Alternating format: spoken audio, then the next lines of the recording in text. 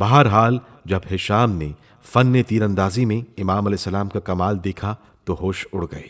متحیر ہو کر کہنے لگا، اے ابو جعفر، آپ تیر کیا خوب نشانے پر لگاتے ہیں، اس فن میں تمام عرب و عجم سے زیادہ آپ ماہر معلوم ہوتے ہیں، پھر آپ یہ کیوں کہتے تھے کہ میں اب ضعف کی وجہ سے قادر نہیں ہوں؟ اس کے بعد وہ دیر تک ندامت سے سر جھکائے خاموش بیٹھا رہا۔ امام جعفر صادق علیہ السلام فرماتے ہیں کہ میں اور میرے پدر بزرگوار کچھ دیر تو ان کے سامنے کھڑے رہے، لیکن جب ہمارے قیام کو طول ہونے لگا تو میرے پدر بزرگوار کو جلال آیا۔ آپ علیہ السلام کا معمول تھا کہ جلال کی حالت میں آسمان کو دیکھنے لگتے تھے اور ناپسندیدگی کے آثار آپ علیہ السلام کے چہرے پر نمایاں ہو جاتے تھے۔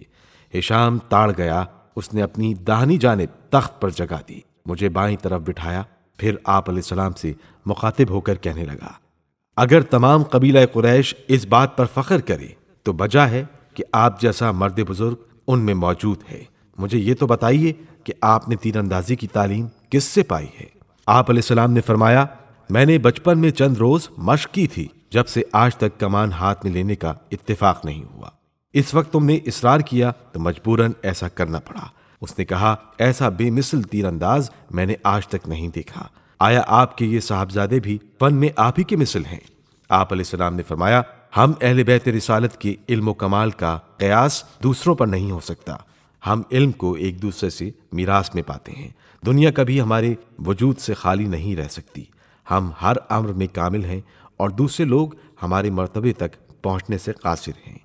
یہ سن کر ہشام کا چہرہ غصے سے سرخ ہو گیا، کچھ دیر سر جھکائے خاموش بیٹھا رہا، پھر بولا، کیا ہمارا اور آپ کا نسب ایک نہیں ہے؟ فرمایا، ایسا ہی ہے، مگر خدا نے ہم کو اپنے پوشیدہ اسرار سے آگاہ کر دیا ہے اور اپنے علم کے ساتھ مخصوص کیا ہے، ہمارے سوا یہ مرتبہ کسی اور کو نہیں دیا گیا۔ اس نے کہا، کیا یہ بات نہیں ہے کہ خدا نے حضرت رسول خدا صلی اللہ علیہ وآلہ وسلم کو نسل عبد مناف سے تمام خلق کی طرف رسول بنا کر بھیجا تھا؟ پس یہ میراث آپ کے لیے کیوں مخصوص ہو گئی؟ جب سب بندے اللہ کے ہیں تو میراث علم کا آپ ہی سے مخصوص ہونا سمجھ میں نہیں آتا۔ آپ پیغمبر بھی نہیں ہیں جس کی وجہ سے یہ چیز آپ سے مخصوص ہو جاتی۔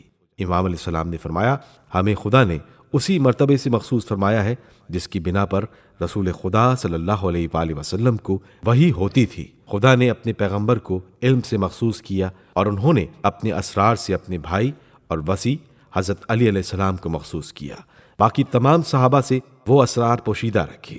اس وجہ سے حضرت علی علیہ السلام فرمایا کرتے تھے کہ رسول اللہ صلی اللہ علیہ وآلہ وسلم نے مجھے 1000 باب علم کی تعلیم فرمائے اور ہر باب سے 1000 باب مجھ پر اور کھل گئے۔ پس جس طرح تم لوگ اپنا راز خاص لوگوں سے کہتے ہو اور غیروں سے چھپاتے ہو، اسی طرح ہمارے نبی صلی اللہ علیہ وآلہ وسلم نے اپنے رازوں کو علی علیہ السلام سے مخصوص کیا اور دوسروں کو ان کے لائق نہ جانا۔ اسی طرح علی علیہ السلام نے اپنے اہل بیت میں سے کسی خاص شخص کو اپنا محرم راز قرار دیا اور اس کو آپ علیہ السلام سے یہ علوم و اسرار میراث میں پہنچے۔